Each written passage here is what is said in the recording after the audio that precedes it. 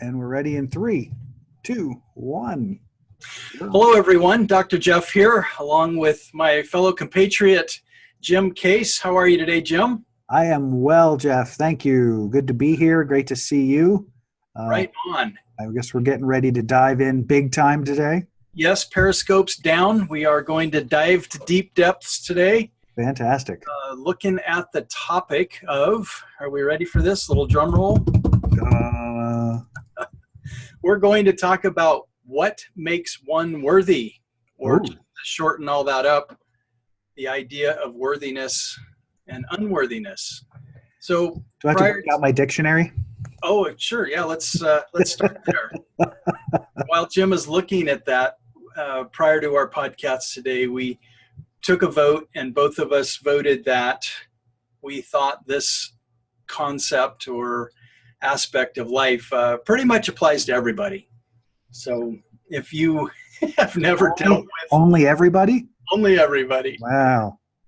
So if you can't relate to this right now, chances are you know someone who can, and maybe you could tune in for their benefit, or at least arm yourself with some discussion that we're going to have regarding the topic that might be useful in your discussions with your loved ones in the near future. Yes. So it's pretty, I mean, it's worthiness, pretty straightforward. The quality of being good enough, suitability. That's worthiness. The quality of deserving attention or respect, which is so interesting to me that it, and this has been happening with a number of our podcasts as we dive into these concepts. And so we start with the sort of what is the mass conscious, which is what I'm calling, what I see as the definition is the mass conscious agreement of what this thing is. And I'm finding more and more that these definitions are woefully inadequate. Well, one is built upon the other. For like right now, it's about deserving. So then we'd have to go to deserving, because that was the foundation of worthiness, suitability and deserving. So maybe you could dig into that, but we're going to find ourselves on a rabbit trail. Worthy of being treated in a particular way, typically of being given assistance. Oh, as the deserving one. So deserving went back to worthiness? Yeah. So they're just pitching back and forth to each other? Pretty much. Okay. Pretty much. So why don't we use those terms synonymously as well, that whether it's worthy or deserving, they appear to be very much a belief system that's one and the same. Mm. The suitability I thought was interesting, because that would imply maybe readiness or preparedness or qualifications, meeting the qualifications to receive a certain whatever it is. But attention was also mentioned, right? That was a core component of worthiness, was this aspect of to attend, to deserve a person's attention, a community's attention. Oh, yes. Yeah. Attention. Yeah.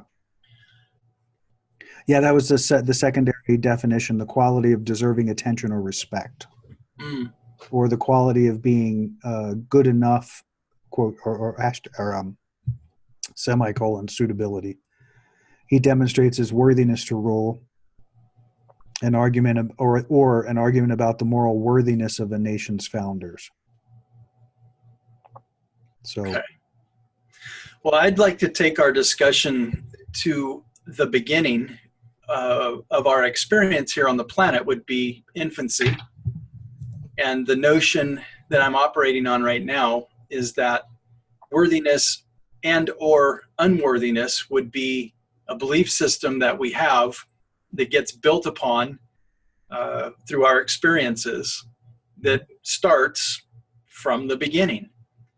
So oftentimes in my clinical practice, I have people, and as our listeners are enjoying our conjecture here, you're welcome to go through this guided imagery thing that I'm going to do, or just share as to how I help people get into this notion of worthiness, is to imagine the day that you were born. And I have people close their eyes, and oftentimes I have them just lightly tap on one knee and then the other knee at a really slow pace. It creates this mechanism in the brain that opens up in the way that it does at nighttime when we dream, that our imagination gets kicked off, and it also stimulates our sensory mind so that our dreams seem very, very real to us.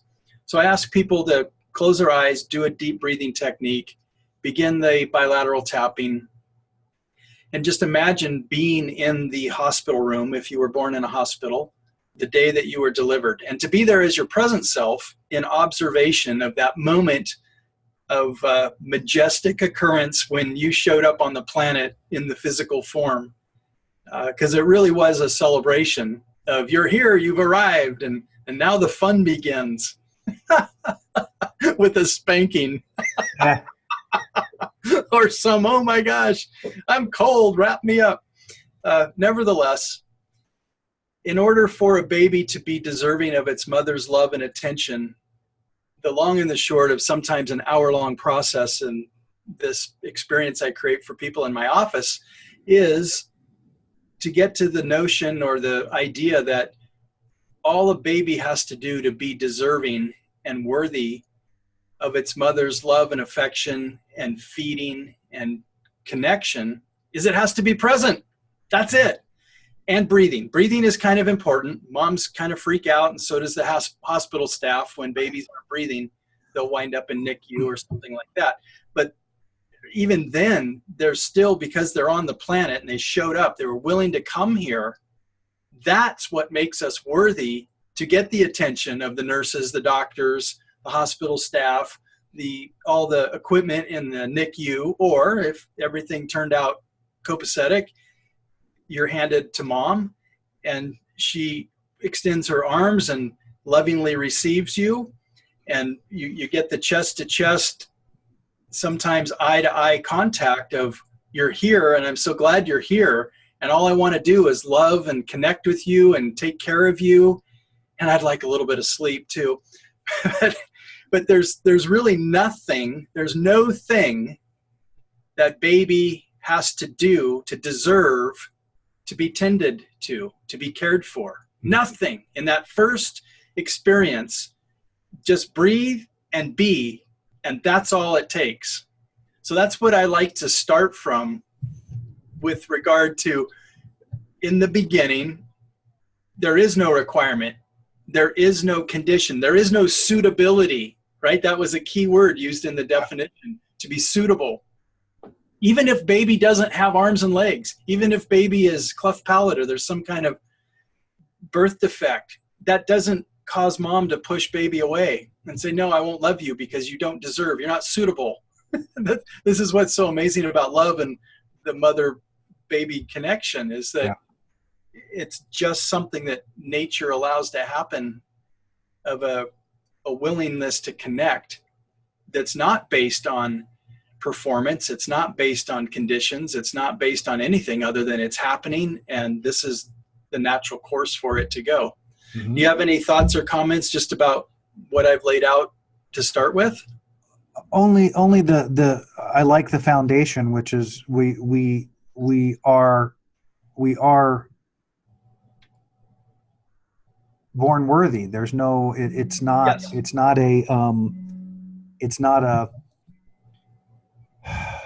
a contrivance. I mean, and depending on, I know you're talking from a very clinical perspective, and even, and which is awesome, because even in that perspective, it's obvious that there is no rating system. It is what it is. But even beyond that is this idea that if as we understand it, that we are this spark of all that is, or God, or the universe, or that, this infinite spark that has become physical. Well, there is nothing in anything that I'm aware of, even in the context of religion, where God is ever less than worthy, anywhere. So if that's the case, then the translation should be X equals X. I'm the spark of God. God is me. I am God. Therefore, I am. Therefore, it's all here. It's all complete. There's no. So I love that, because it gives a strong foundation for anyone to see that what you may be experiencing in terms of lack of worthiness are simply ideas and beliefs or experiences that you've internalized to say, I'm apparently not worthy because I didn't get X, Y, or Z, whatever that is. Sure. So let's play the story out, and we're diving into this. How do we learn to believe such a thing as unworthiness exists? So if we backtrack to the moment of you're doing the tapping, you got your eyes closed, you're doing this deep breathing, you're having this guided imagery experience of watching yourself be handed to mom for the first time, and the acceptance, connection, bonding, unconditional love, all that stuff happening naturally.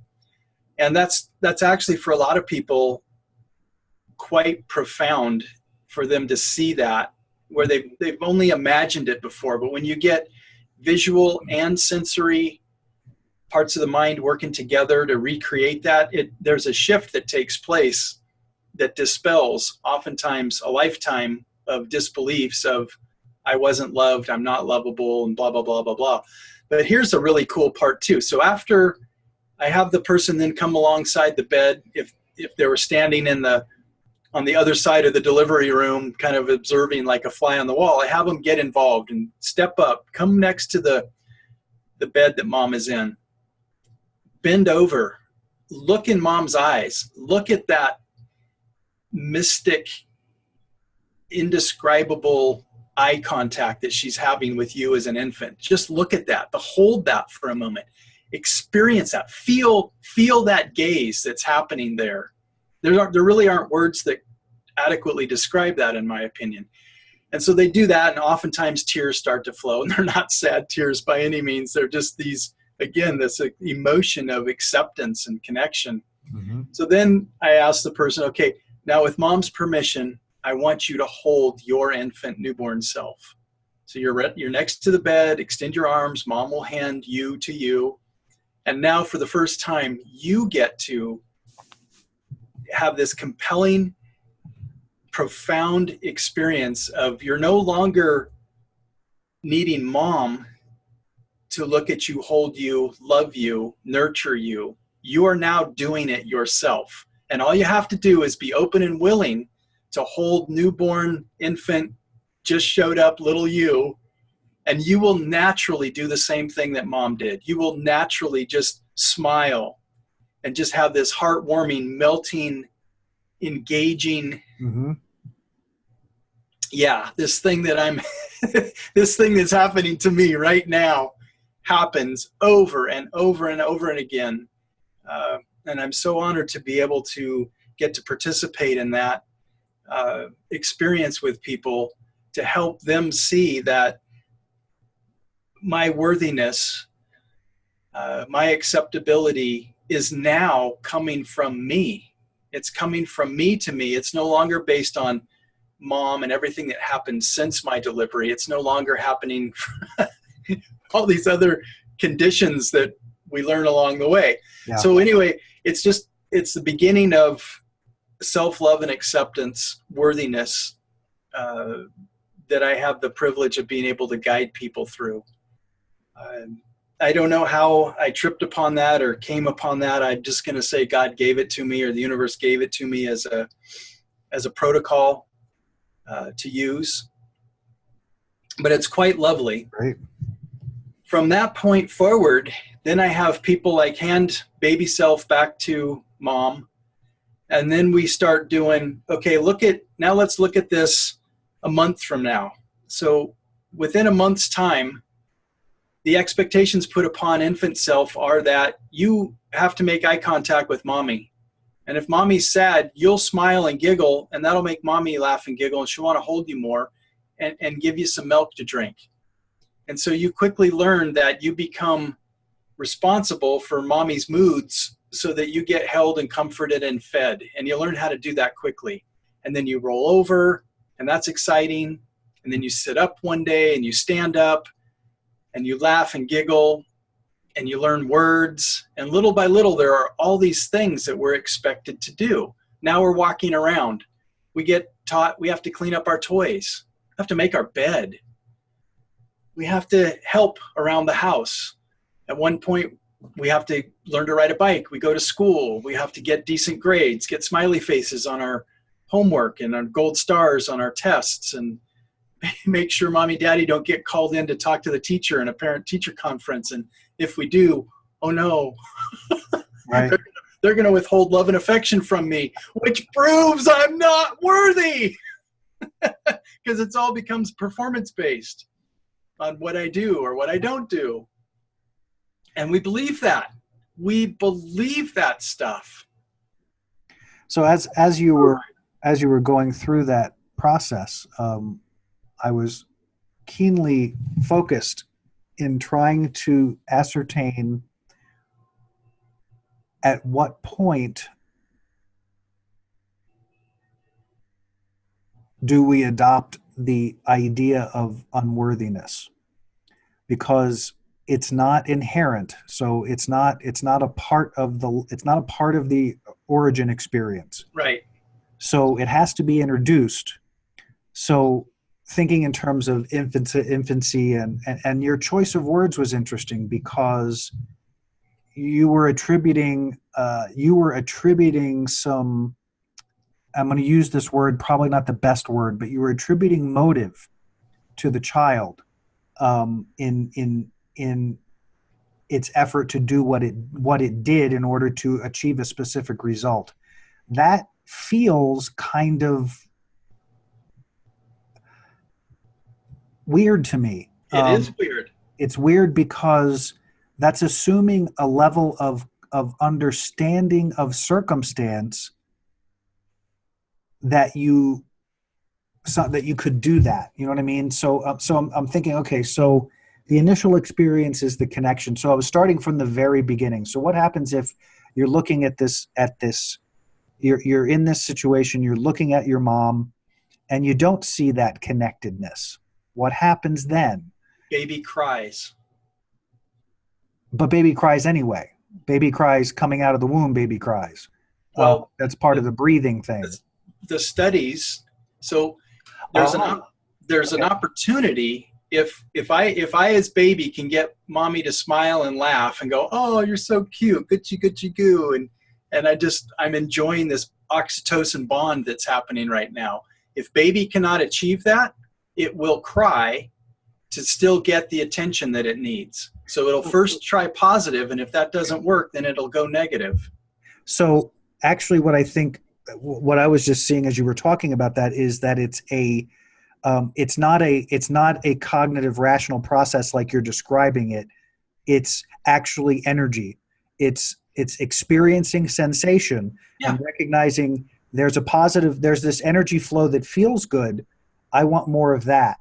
Oh, well, and I don't even know that I did that happened. There's not enough. I don't think there's enough firing going on to make that choice. But I do think that, and I mean, I'm not a scientist. I've said that 100,000 times, but but logically, energetically, I'm trying to connect those dots to say, okay, so this is a very powerful and a very important topic, because it so sources so many of our experiences that, all of our experiences, let's clarify that, because we're all born, we all have that moment, we all have those, there was no other way to get here but that. So even if you came in a petri dish, you still had a mom somewhere that at the moment of birth you were there. So the point being that it's a universal experience. So so we say energy. So, and I talk about this in my book too, this idea that kids they're sponges. They're not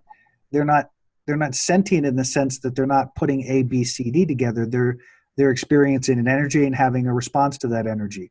They're experiencing another energy and having a response. And as you say, okay, so let's add to that then, as they're having responses, if that response gives a positive experience, then they're going to generate more of whatever that is.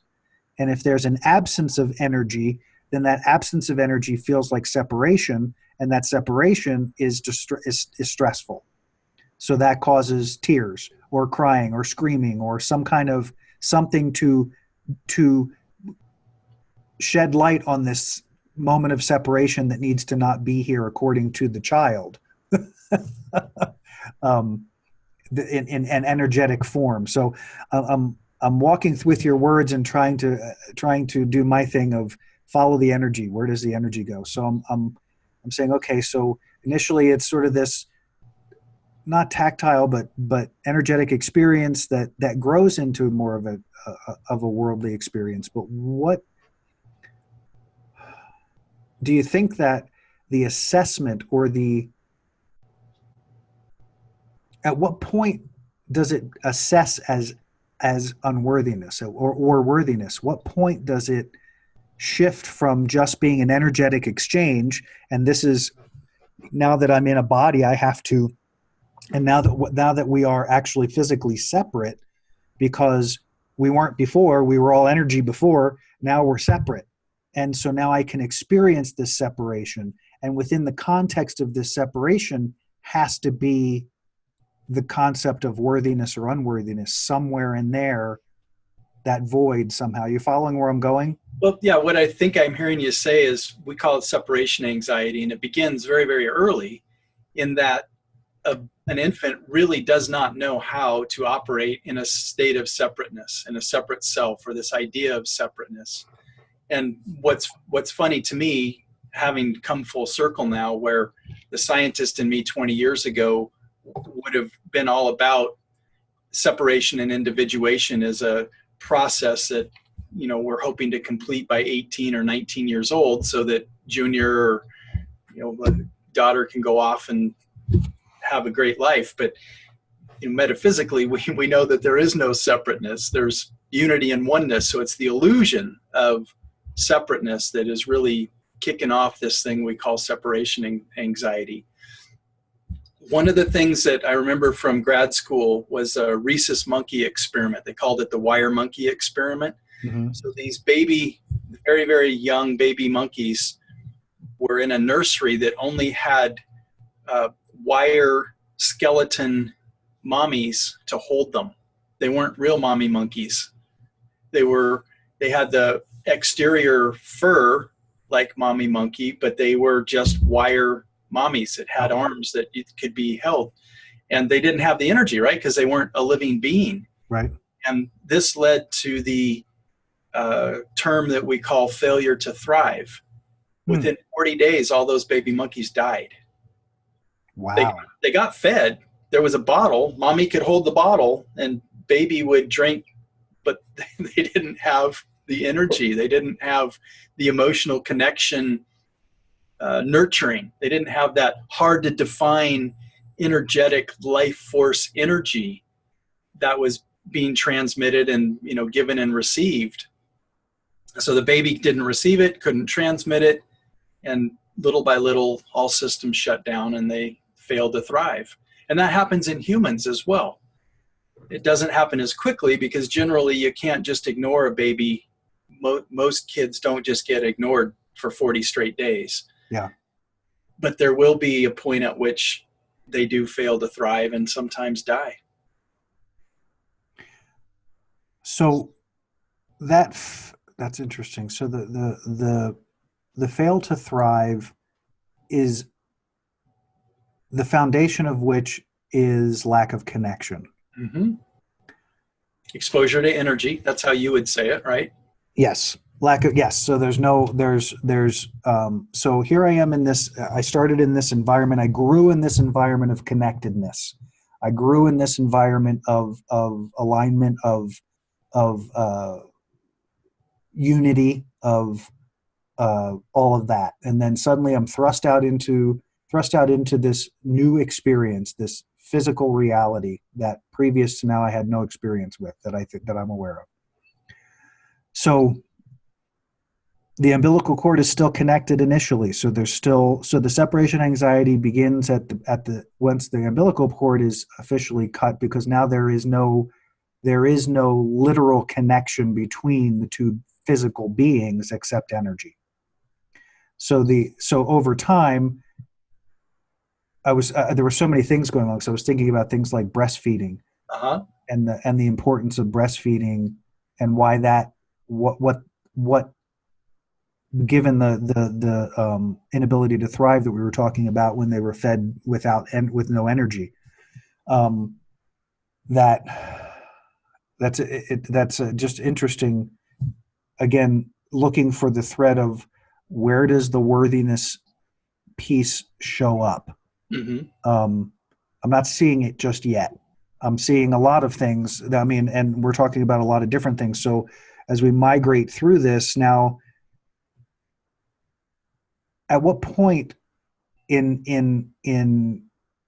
the development of the child, so what they're like two-ish when the cognitive ability starts to layer in more, is that right? 2, 3-ish. Mm-hmm. So you get language and association, you get thought, you get, now you're getting into actual emotion instead of expression. Because I don't know that you could call the previous cycle emotion so much as if you're just recognizing energy that's not there and you're looking for ways to call it out, and you don't have language yet and you don't have cognitive ability yet, all you know is this separation feeling isn't working for me. So you find vocal cords and you start wailing. Mm-hmm. Send the alarm, sound the alarm, sound the Right. alarm, right? The alarm has the desired effect. Typically the reconnection will occur or the connection will occur again. And then the idea being that over time, so say over the course of the first year, there is a sense of that separation is taking place regardless because it has to, because you're two physical bodies now. So the first year is learning how to adjust to that separation, say. Maybe first year and a half, some may be longer, some may be shorter, but it's still all energy. It's still all good energy, bad energy. What is it? Until I suddenly have a way to identify. So Mm-hmm. now I have ways to identify. I can identify mom. I can identify dad. I can identify dog, and those begin to ramp up. And now what? Now what? Well, now what? So now I've got basic cognitive ability. I've got some basic language skills. Now my responses are more to environment than they are to energy, and it's probably a little mix of both. So now, because I can identify, I can touch things, I can pick things up. I'm now more firmly rooted in the physical world. I recognize that me and mom are two different people or two separate entities. We're not one entity anymore, even though I may not be able to cognitive or you couldn't necessarily put words to that, but we're just looking at the process. So now is the worthiness piece in play yet? Is the worthiness piece in play at that juncture? And how would it be in play at that juncture? Well, it's for each person, of course, the road to unworthiness is going to be traveled at a different pace because some kids get nurture and bonding. I mean, just you were talking about breastfeeding a little bit ago, and one of the things to my knowledge that has not yet been discovered is how to synthetically produce oxytocin and put that in baby formula so that when baby is drinking the bottle and somebody's holding it, it still has the experience in the pituitary gland of the oxytocin, which creates the experience of connection and unity. So, so that's an important, that all the studies that were done on the benefits of mother's milk versus not mother's milk, it had more to do, in my opinion, less to do with the nutritional value of it and more to do with the neurotransmitters that ultimately relate or give the experience of connection and oneness that's happening both for mother and for baby. And as long as connection is in play, I believe that the correlation is if I'm strongly connected and accepted, worthiness is going to go right along with that. I think that if you put a numerical value to my experience of acceptance and connection, the same number would show up for worthiness. And as that number decreases over time, I think that the number for worthiness decreases, and at some point you go negative and that becomes unworthy. So let's say we're going to just so that we can really address the scope. So we're going to use a scale of 1 to 10. Okay. One being an individual, and then 10 being all humans. We could say 7.5 billion. 1 in 7.5 billion. How many, even as a percentage, how many people would you say that exist on the planet have worthiness issues?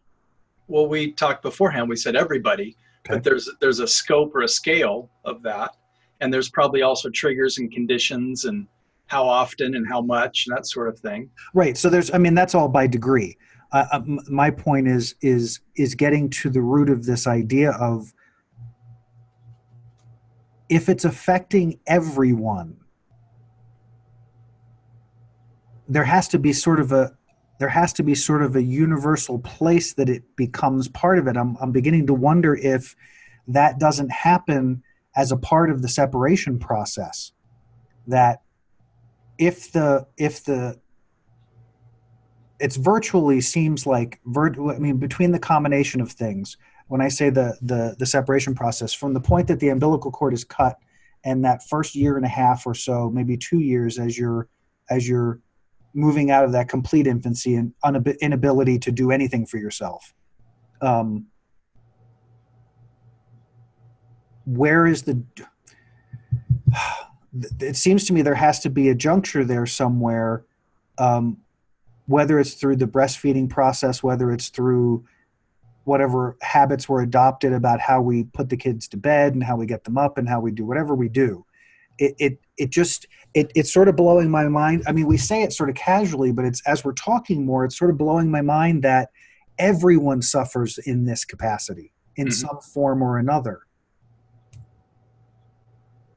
How is that possible? Like, how is that a thing? How is it, where does it occur that we all get it in some form or another? Well, the only place that seems logical is the point of recognition that I am no longer a part of you. Right. Yeah. So is that process in and of itself stimulate a sense of, I must not be worthy because now I'm separate from what was the love. I'm separate from that union. I'm separate from, there's so many, I remember years ago, I don't hear it as much anymore, but years ago there was a lot of conversation and stuff in the metaphysical community to that idea, that it's that it was traced back to the idea that we became physical, and because of that, it sets up this dynamic by virtue of becoming physical, by virtue of being born. Sure. And I don't know if you remember much of those conversations, but the original idea of separation. I remember going through seminars years and years ago, where the idea was to drill into finding that core belief or core misbelief about separation that typically takes place. Now, a lot of times it was attributed to the whole Adam and Eve thing, and that it was really, really about the separation from God and being kicked out of the Garden of Eden and all that kind of stuff that we know is largely fairy tale. But there is something to the separation process that seems to stimulate this in all human existence. And to what end? Because then it becomes a mission of rediscovering worthiness, or rediscovering somehow that I am worthy, or that I was never without worthiness. It's almost like a perspective thing, not a feeling thing. Does that make sense? Sure. Yeah. So I think, backtracking to your question of 1 and 10 and an individual and all of society, and is anybody immune to this? I would just call it part of the human condition.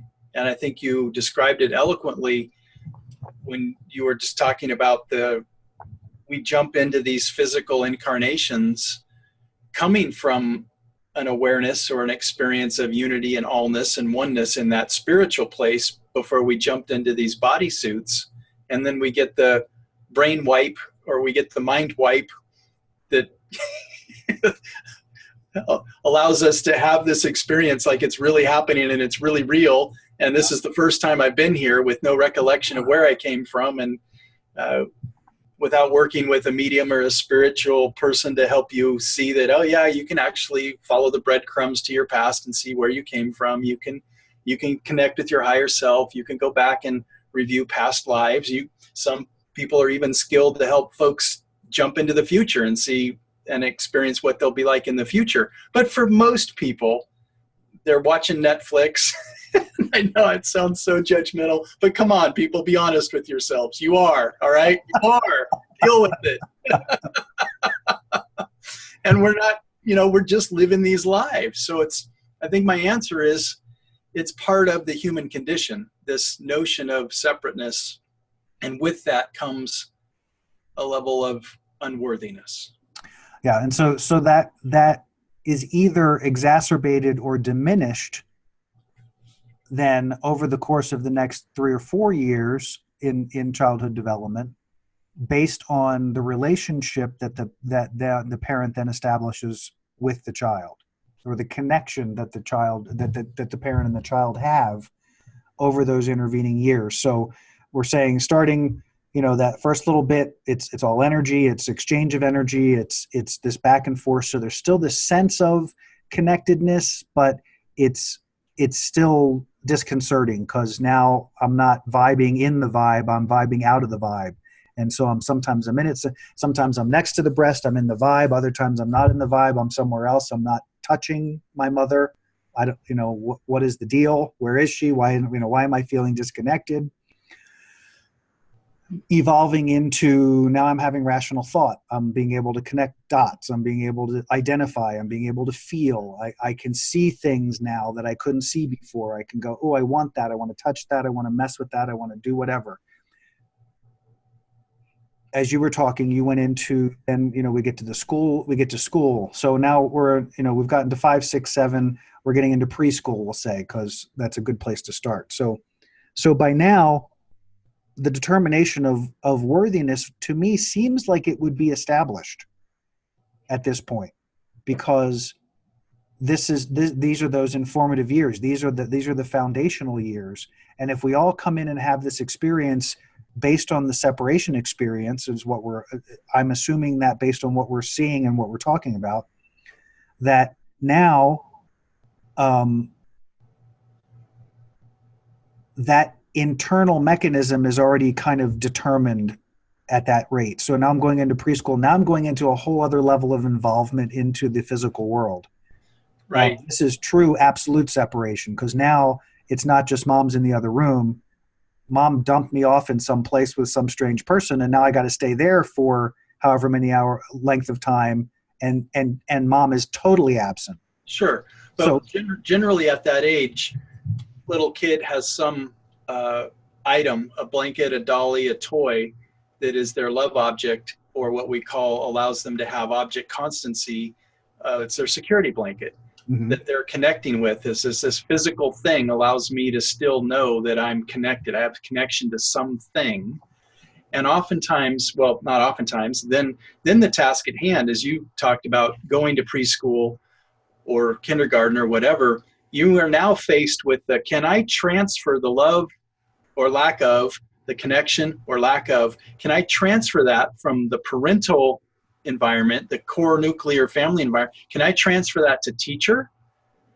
And can I transfer that to peers? Mm-hmm. And even if it went really well in the core family, mommy and daddy are very attentive, they're very involved, they're very loving. And maybe they spoiled me a little bit too much, and I'm so used to that attention that when I get to school, teacher can't give me the same level of attention mommy did, so I become a pain in the ass to teacher. Mm-hmm. And the other students recognize that. And now I can't transfer the love and experience and the connection and bonding that I had at home to school, because I don't know how to do that. I need more. I was trained that I need more, and that doesn't show up for me at school. So even though I'm getting it at home, I cannot get it outside of home. So that happens in some cases. And also where you didn't get it at home, all of a sudden, wow, I actually feel more connected and accepted and trust my teachers more than my own parents. Yeah. Or I've learned how to really have good friends, and it's my friends that are more important to me than my family members. So it's like it's a new game. You have to learn a new game of how do I feel good about me based on the connections and attachments I have with others. Mm-hmm. It's that they're not always directly transferable. But the basis of my understanding of worth, my worthiness going into that environment is all driven off of the relationship that I have within the context of whatever my family is. It's all externally motivated and Right. driven because we haven't learned how to do that internally. Yes. And that's what the power of that exercise that I shared in the beginning is that you saw that you showed up that way and nothing's really changed. The fact that you're here and you're breathing and you're showing up is the only thing required for you to be worthy. That's it. Yes. And so the evolution of, because what I was seeing again as you were talking was this, so for the child who has a supportive environment in the home where that idea of self-worth is constantly reflected and is constantly supported, not just by words, but by the child, because as a child, there's still the sensitivity to the environment, the even 3, 4, 5, 6, you're still eminently very sensitive to energy, and the inflow and influx of energy. And there's a lot of things that I think we end up making decisions on based on feeling, based on energy that is not supported by facts. And that's an interesting dynamic to me, because it seems like once that choice of I'm apparently not good enough, I'm apparently not in, like, where do you get that concept? There has to be a point where cognitively you have to be able to understand it to adopt it, don't you? Well, finish the sentence. I'm not good enough for what? Well, it's going to be situational, I'm assuming. Well, if you're just talking about relationship and connection, I'm not good enough for what? I'm not good enough for the teacher's love. I'm not good enough for this person's attention. Yes. I'm not good enough for...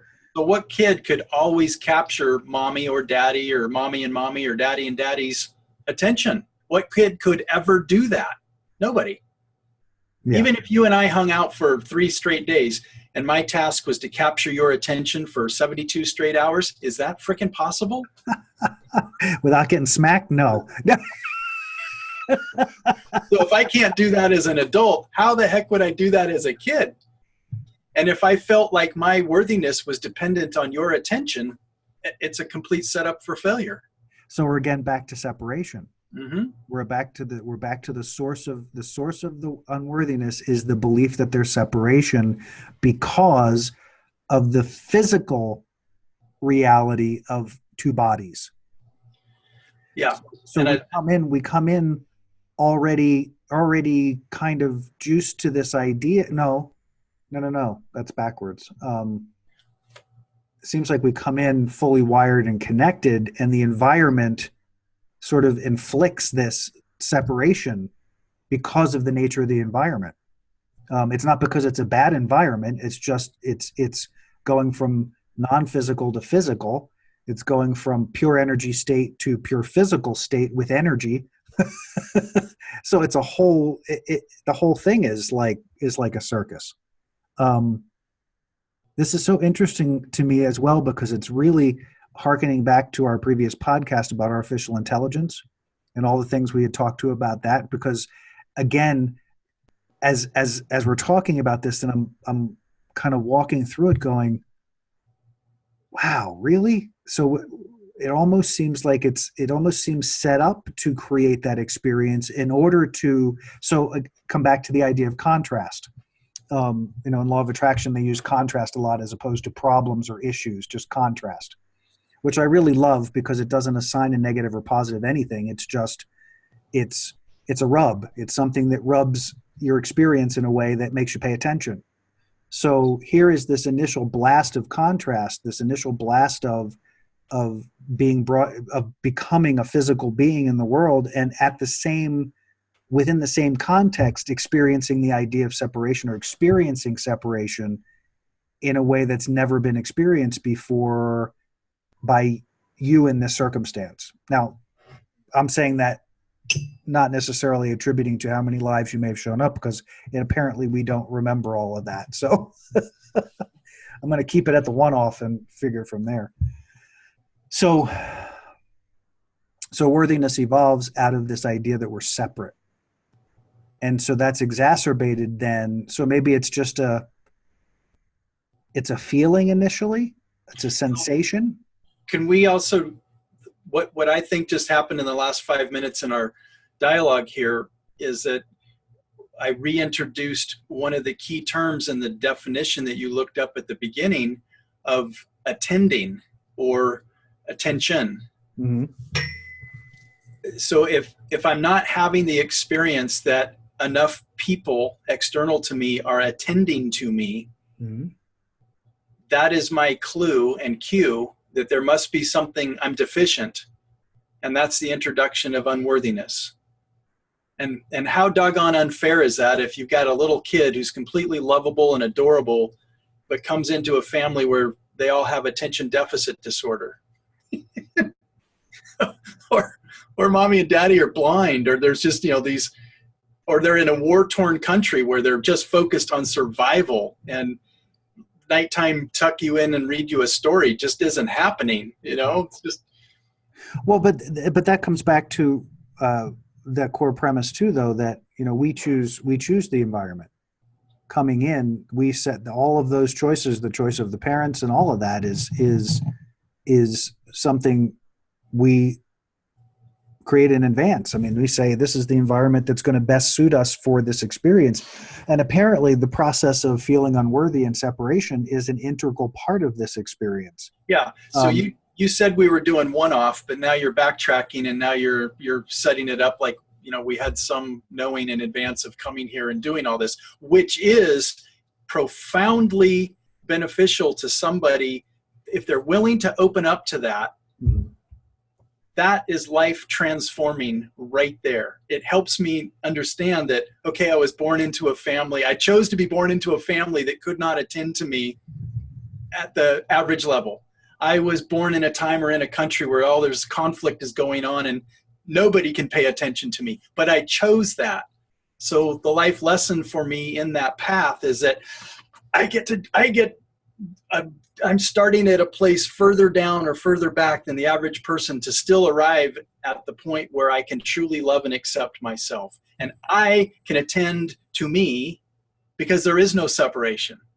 That takes a lifetime for most people, and most people don't get there. Right. But I believe that that's the goal that we're trying to attain. And we set these conditions up for ourselves, perhaps, each time we come here. Maybe we set it up to be more difficult. Just like I was a brown belt last time, I'm going to go for black belt level martial arts, which means I got to do this with one hand tied behind my back. Yeah, I guess, because the funny thing is that the end result is the thing you seek, right? If we understand anything about the process of transitioning, it's completely believed that once you shake this, you're back to the non-physical. Worthiness is not a thing. Right. It's not a thing. It doesn't exist in that. There is immediate communion and reunion and connection, and all of that is right. Boom. It's right there. So this experience is what's in the way. Mm-hmm. Yes. And that's so. I'm just I have a scientific brain, even though I'm not a scientific person, or maybe I am. I don't know. But the point is that trying to pull that thread is really fascinating, because now I'm saying, okay, you come in, you experience this separation, you spend a lifetime trying to rectify that sense of unworthiness and separation so that you can transition to experience what that connection and worthiness feels like. What?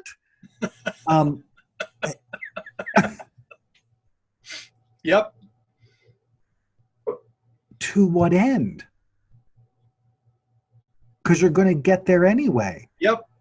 So that then speaks to this idea of, oh God, there's so many, like, going back to this idea of purpose, and purpose is that's what we are. We're purpose. So you come into this experience thinking or believing or fully aligned with this idea of intention. So I'm focusing. So now it's about this experience is focusing energy in a way that it hasn't been focused before.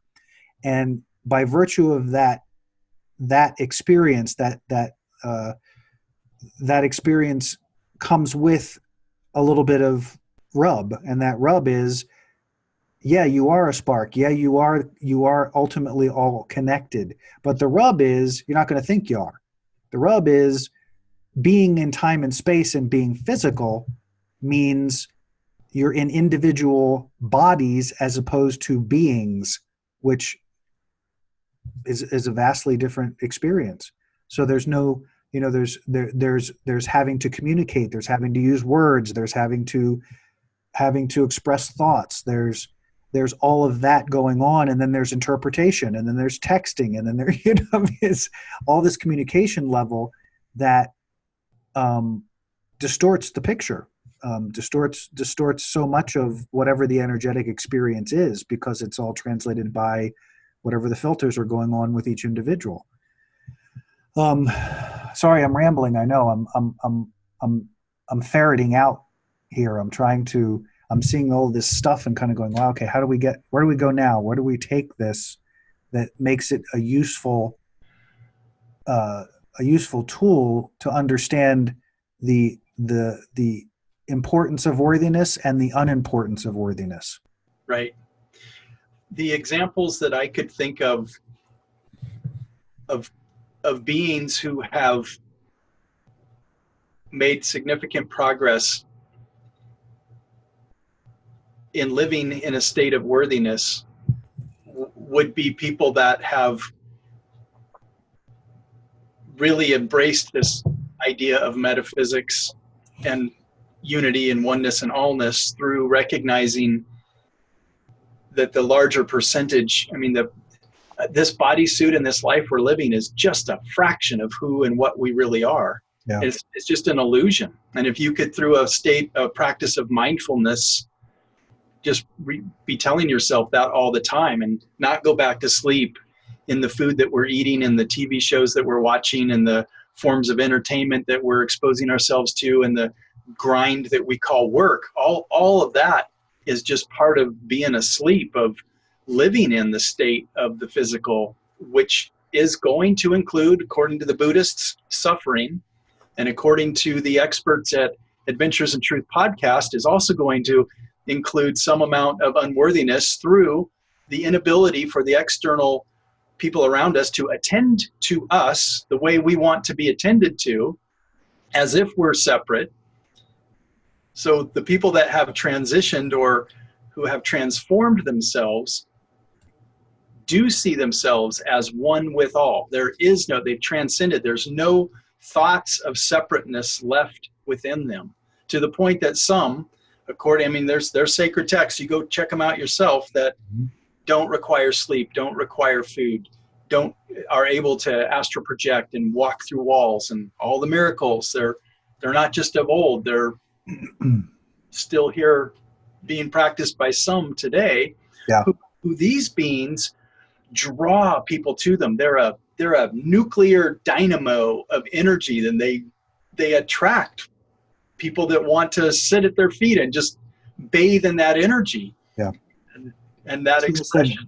The expression that I love this expression too, that one who is aligned and connected is more powerful than 1,000 who are not. That it's that big a deal. It's that important to find that place of reconnection within the self. This topic was generated because I just recently had an experience where I came into this profound awareness of this sort of unworthiness, and I was blown away by it because it was so deeply, deeply rooted that I was overwhelmed in the moment of it. I think as we were talking earlier, I take a little different approach to this stuff because for me to have that experience was very, very powerful. But I believe very strongly that the idea of becoming conscious is about a lot about changing the difference between what's unconscious and what's conscious. And then as something becomes conscious, you now have the ability to interact with it in a way that you didn't have before, because now you know it's there, you know what it is, and you know that it exists. So now the question is, what now? What do you do with that once you've understood it, or once you've experienced it? And so that's sort of where I am, is letting this evolve without trying to create a story about why I feel separate, or what the feeling of separation, or the feeling of unworthiness, what the source was. I didn't even spend a second going there, because immediately it felt like that would be stimulating more unworthiness, because it's sort of focusing on the problem instead of, and it's not that it is necessarily a problem, it's an awareness. So now that there's an awareness, where does it go from there? So I want to be in a space to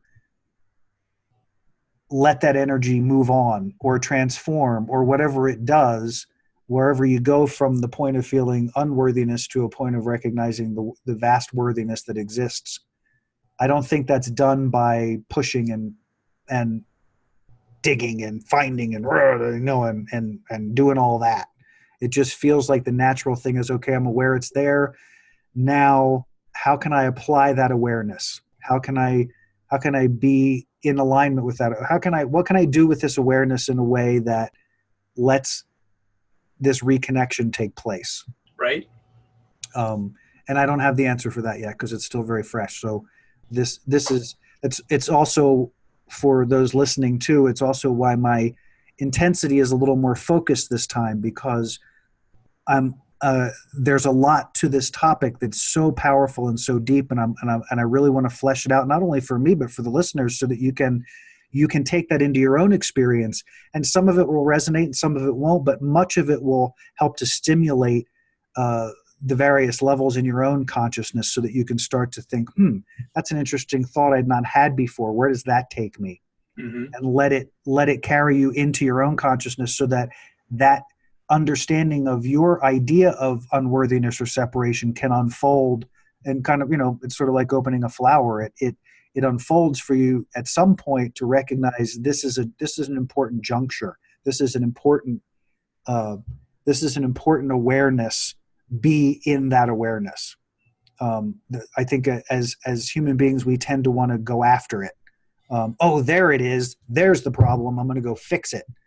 That's not what this is, and I don't think it can be handled from that perspective. Right. I'm wondering if, without it being too personal or going into all the details of your awareness of an experience of unworthiness, could you apply what we've arrived at, that was there some lack of attention? Was someone or something, or in some way, was it a lack of being attended to that was creating some of the sense of unworthiness? I definitely think so. And I'll tell you that I have, from a very young age and through all of my adult life, the one prevailing experience that I had with my dad was that I knew he didn't like me from the word go. Like, I don't know why. It was something that I had, that over the years, it was just an awareness that I had, that he just didn't like me. It doesn't mean he didn't love me, but he certainly didn't like me. And being the person that he was, that just meant less attention. Right. It just meant I don't put my attention there. Right. So, how that evolved, I don't know, because again, I don't know how important it is to yet. I don't know yet how important it is to understand the evolution as it is to just release the energy. Could we just go back to what you were establishing earlier? That I don't mean that as a way to shut down the conversation. No. I'm just saying, in a grand scheme of things, for purposes of this, I'm happy to talk about any of it. So, I was just wondering if it might fit that you asked him to play this role. It was a screenplay that you wrote, and you showed up this way, and he He followed the script He did. so that you could learn. I think ultimately what is true for everybody is so I could learn about who I am and what is it I feel, what do I experience that's different from what he experiences. And to understand that just because he was having an experience doesn't mean I have to have a correlating experience, meaning that was his life and his experience. But one of the biggest challenges of consciousness is, and the expansion of consciousness, you see it every day, all the time throughout the metaphysical community, is this idea of, needing to please other people, or people need to act a certain way, or you need to act a certain way in order to get certain attention or to get what you need, or that other people's viewpoint or opinion is important to who you are, or any of all that stuff. And I think that absent of story, we make it up. So my dad was young. He was 18 years old when they had me. My mom was 16 and 3/4. We have that in common. Did you know that? I did not. My mom was 17. My dad was 19. Is that right? Yeah. So, thinking of myself at that age, what? Kids raising kids. That's what I've always said. Yeah. So, thinking about, and this is, the early 60s. It's a whole different world. And he was busy about the business of, this was a huge revelation for me not many years ago about my dad. As much as I might have not been happy about the context of our relationship, the reality is he showed up every day. He went to work. He provided home. He provided clothes. He provided. That's what he did and what he knew how to do. So there was never a point that he didn't do the functions of the job. He just wasn't available at all emotionally. And that, I think, had a profound impact on this vibrant little human being who was coming into the world with both barrels going, let's go. Where are we going? What are we doing? Who's next? What's up? And I don't think that was, I don't think it was well received because of what he had experienced in his world. He couldn't receive it. So his inability to receive it and my inability to understand why seems to have created a chasm. And that chasm was, I must not be good enough because I can't translate what I know to him. And it's not having any impact, nor does he seem to have any interest. So two things combined, that starts the question of what's wrong with me?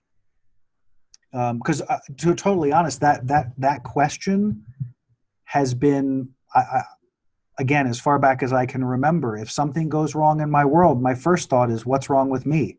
Right. It's not what happened. It's what did I do to I'm create writing this down. The What's Wrong With Me, I believe, would be an amazing title for a children's book. Oh. Like, Are You My Mother? Yeah. That Dr. Seuss book, Are You My Mother? Wow. That's cool.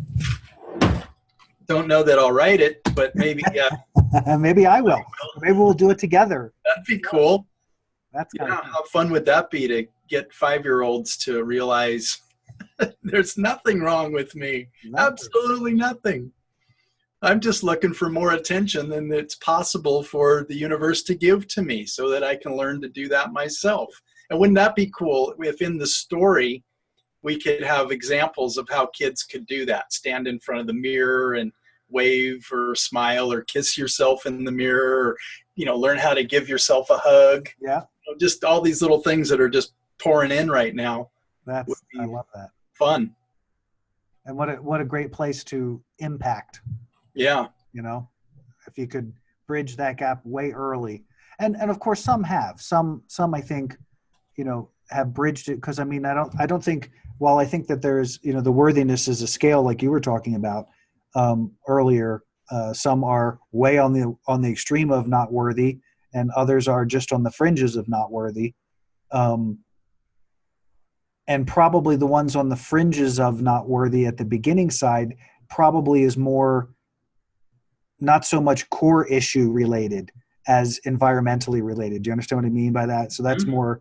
that's more like, oh, Joey didn't like me in first grade, and how come my teacher in second grade acted like I was a stupid person, and things like that that aren't related to the core family experience. So they're more peripheral kind of, oh, well, maybe something's wrong with me, but over here they're telling me I'm an awesome human being and they love me and they give me everything I need. So probably not a big deal, but I need that person to sign my paper so I can get a job, or I need that person, it suddenly becomes a little bit more of a thing, but it's more fringe. I don't even know that I'm describing that right, but so another arm of this that just flopped into my head. So I wonder if the lack of worthiness is part of the universal consciousness on the planet, like it's a mass conscious belief system, and that it could be shifted or changed, or is it just part of the grand experiment? I'd say all of the above. It's just amazing. The more we dive into this, the the the clearer it gets and the foggier it gets. Yeah, I don't understand. absolutely. Craziness. It's like we have this idea that we're peeling the layers of the onion that will eventually get to the center of the onion, not realizing that it's a bag of onions that we're peeling. It's one freaking mega onion. Keeps, yeah, Jesus, incredible. So, where are we? We are at about that juncture, I think. A lot of energy on this conversation, a lot of good stuff. This one definitely feels like we might want to break it down into some subtopics to maybe for future stuff. I agree. Yeah. Because there's so many moving parts, but I think the core thing that we're trying to get to here is bringing an awareness of the fact that we didn't come in with this concept of unworthiness. We were born completely, fully realized worth, and the process of separation by becoming a physical being creates a contrast or a rub in the experience that translates into separation. It translates into this concept that we are separate because we are now physically observing a separation between me and you. Because I'm a physical thing here that's not connected to anything that you have right now. It's just two beings. And that's just, I'm using that as in course with mom and dad and kids and stuff. So, so we're saying that somewhere in that potential in that separation is where the unworthiness begins to take hold, if it takes hold, because it's sort of a relationship between what's happening in the family and what's happening outside in the environment. So they build on each other a bit. Am I good so far? Yep. Yep. And so you introduced an amazing tool and a visualization that I hope people go back and listen to at the beginning of this podcast that can help to bring you to a place of recognizing that wholeness that existed while you were on the planet. Like there was a point in the beginning where that wholeness was all there. Yep. And that love and connection was all there. Yep. Even if it was a nurse. Yeah. Even if it was a nurse who first held you, someone first held you, and there was a tender moment there that occurred. Even if it wasn't mom, even if you were, given up in adoption right away and the bonding thing didn't happen, a nurse did. Someone did. Someone did. That's a really good point. And if you're really being stubborn and want to believe that no one did, then you do it. Go back and listen to the beginning of this podcast and let yourself go through the guided imagery, and you be the one that picked yourself up out of the little nursery room that you were, wherever you wound up. You do it. You pick yourself up and look in your eyes and realize you were whole and complete and lacked for nothing and were completely deserving. And when you're willing to attend to yourself, we will stop looking for the world to do it for us. That's the journey we're on. Can't make it even more concise than that. That speaks to it very, very well. The other thought that comes to mind is as a way of bringing this full circle sort of is a recognition that um, the important part of this understanding of worthiness is that it was a choice somewhere in your experience. Unworthiness is not inflicted on you, it's chosen by you. Mm-hmm. And that's a very clear and important distinction, because it doesn't ultimately matter what any other human being thinks of you. It's what you think of you that matters. Yep. And if your brain is full of all those other voices telling you you're not good enough, it's just the story your mind has created to make you feel safe in the experience of being separate. Does that make sense? It sure does, Jim. And I'd like to drive this home and make it a little personal here. Please. In the world that we live in presently, attendance is what we use to gauge importance and influence. For example, we're working toward creating more attendance of this podcast. We would like people to attend to the concepts and principles and ideas that we're sharing. And from my heart and from your heart, I know both of us well enough that it's coming from more of a place that we're teachers. You and I are on the planet with the gift of teaching and intelligence and academics and research. We're lifelong learners. Mm-hmm. And what rocks our world is to be able to share what we've learned and integrated with other people so that their lives can be more full, rich, rewarding, whatever. But one of the things that we're also seeking is greater attendance. Would this be nice if 1 million people were listening to this? Mm-hmm. Of course, our ego would say, yeah, that would make me feel more worthy of I don't know, but honestly, it really wouldn't. That this venture is worthy of my time and energy. Exactly, right? But if you and I are the only ones listening to this, or if you never listen to it again and I never listen to it again, we had this experience. Yeah. And we know that it's me loving me, attending to me, me deserving my own attention, attending to myself. Yes. That is really what's most rewarding. Whether this ever gets any likes on Facebook or tweets on Twitter or what views on YouTube or whatever, those are nice things. Mm-hmm. And in the world's way, a measure of something, but I don't know really if it's a measure of something that really has the importance that we think it does. My suspicion is it does not. Yeah. But it's the world's economy, the mass consciousness of the more people paying attention to you somehow correlates or is directly in relation to how valuable or how important you are. Well, that's why it's so easy, at least from my perspective, to talk about my personal experiences and to share real life correlations about what we do, because it's ultimately we're satisfying ourselves in this context. We are journeying within our own sense of worthiness and connection, and using that to find more connection and even greater ideas of worthiness.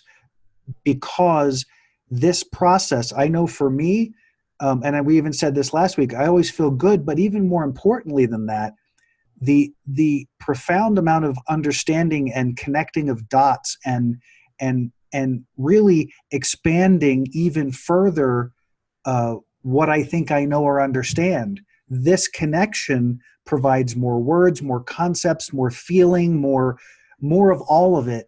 Right. That again, that whole idea, if you build it, they will come. That to me is, once you get this in line, everything else is cake. Once you get this, once you get that, once we get our individual, our individual little world into that place of alignment, in that place, then everything is available, because you're no longer living in the idea of that's over there and this is over here. It's all right here. It's all here. And for you guys out there listening to us, please understand this is serving us as much as we hope it serves everybody else. Absolutely. From my perspective. Absolutely. And that's huge to me. That's huge and significant, because it doesn't put any onus on anybody. It's here it is. Here's what I understand this level of truth to be. Take it or leave it, explore it, play with it, see how it feels in your skin, see what it evolves for you. I can guarantee you that there are a bazillion little nuggets that can stimulate all kinds of shift and change if you're willing to entertain it. Only a bazillion? Only a bazillion, yeah. Nice. That was my favorite number, so I figured I'd go with that one. So what I'm hearing is that we've created a self-licking ice cream cone that we're also offering other people to have a lick from. Wow. Self-licking ice cream cone that we're asking. I'm going to have to sit with that one, not sit on it. I'm going to sit with that one for a minute. A self-licking ice cream cone that we're offering other people to have a lick from. Okay. I'll just leave that there because I have no idea how to respond to it. That may be the cue that we're finished for today. Well, again, the dive has been most enjoyable and most entertaining, and more than anything, most enlightening. And I appreciate that. I appreciate the amazing listening skills and response skills that you have in this, because it changes everything to be able to be heard, and then to be able to take hearing beyond that. Yeah, is an extraordinary experience. And I agree, and I feel that the same way, Jim. Thanks, man. So to all you wonderful people out there in Adventures in Truth podcast land, we appreciate you. We're grateful that whoever is there listening is getting these nuggets and taking them to the bank. We appreciate you, and check us out on our website, www.adventuresintruthpodcast.com. All of our podcasts are there, some of the blogs, and more to come. So thanks for joining us, and have an amazing rest of your day. So long, everyone.